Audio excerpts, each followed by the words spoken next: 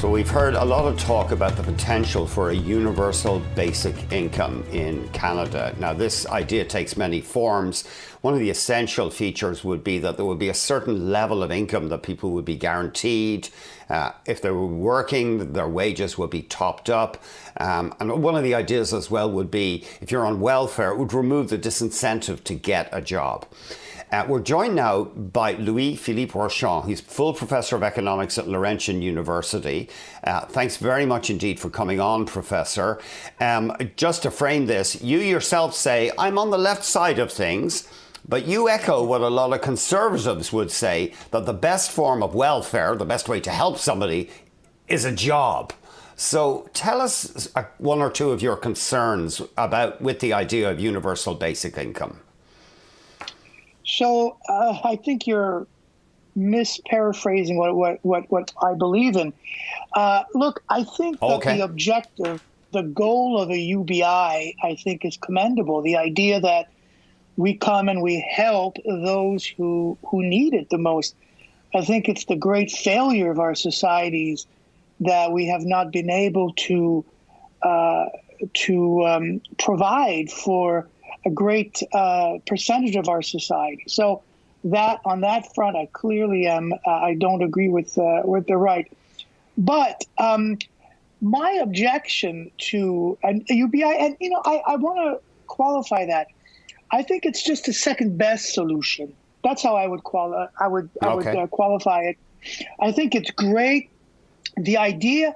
But I think that we would be much better served as a society if the objective of policy was not just to create jobs, but to have a full employment policy in place, which is something that we have not discussed in Canada in a few decades. So to be clear, it's to create a job for everyone that really wants a job. And the reason is a job pays more than a UBI. A UBI would pay, let's say, about $2,000 a month, about what CERB has done.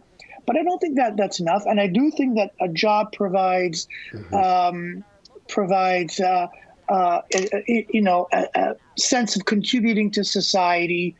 And so that's why I believe that full employment is better than a UBI. One thing you stress is, full employment. But doesn't conventional economic theory say we've got to have some unemployment, otherwise you'd have an overheated labour market?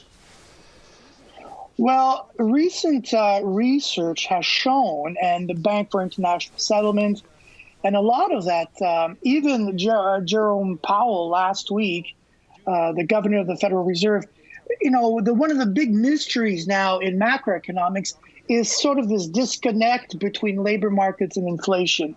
So we're not exactly sure anymore if that holds. Students of economics would have learned that as the Phillips curve. And we're just not sure if that's the case anymore. And if you look in the United States, when unemployment went down below 4% recently, pre-COVID, inflation was still hovering around 2%. So it's not exactly clear that we need this reserve army of unemployed anymore. One concern you have with the idea of UBI is that, say, we had people in low-wage jobs and we were topping up their salary to bring them to a minimum income, that this would be a subsidy to the employers who would let them get away with paying low wages.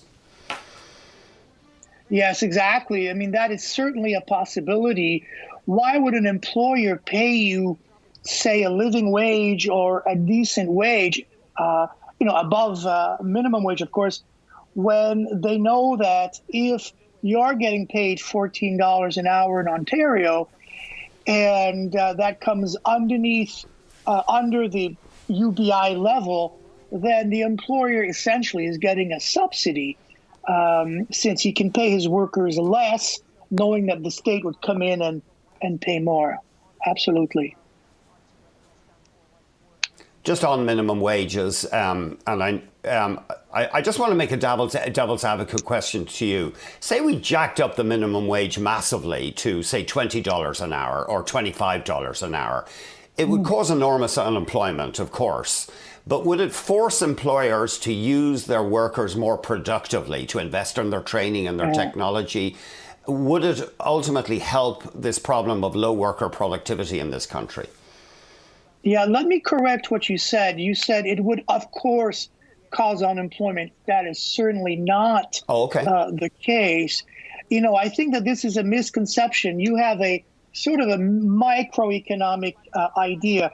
The idea that you have there is that if you increase minimum wage to $25, then what would happen is employers would find it too expensive to hire people and then would not hire and lay people off. This is what we called a fallacy of composition. What in reality happens at the same time, and undoubtedly that is something that is perhaps there, but at the same time, if you increase the minimum wage to use your example, $25, then you're essentially arguing that every worker in Ontario gets a massive increase, not every, but a number of workers get a very large increase in salary, and then they would go out and then spend that. And that would have a macroeconomic impact on the private sector, and therefore they might even actually have to hire more people to meet the higher demand. Well, I mean, now in fast food and retail, there would... Sorry, Professor, but I mean, if we had a $25 minimum wage, there would be job losses in fast food and retail. You know, so the example of a $25 may be a bit exaggerated, but we can certainly say, let's say, a living wage, $18, $19, $20 in Toronto.